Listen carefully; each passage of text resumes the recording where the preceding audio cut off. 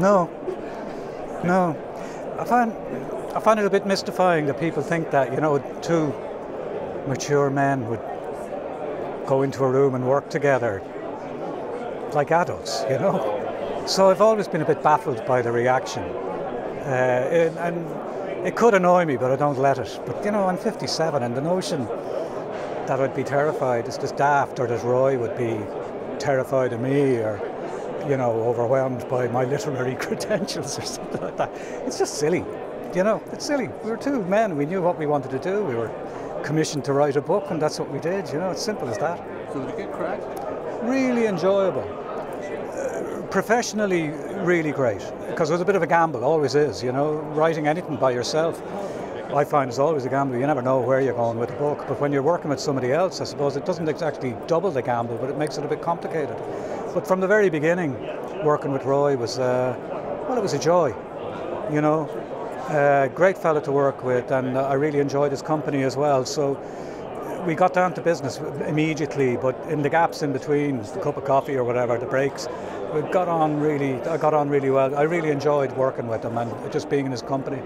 So frantic piece of work. I'd never worked, you know, wrote it very quickly. And it's the better for it, I think. But it was very unusual, very different to how I normally work, and largely great. You know, particularly with so much writing under my belt, it was one of the high points, I think, of my career, and largely because of Roy. That's right, can't be misled, I'm sure. No, it's heartfelt, you know.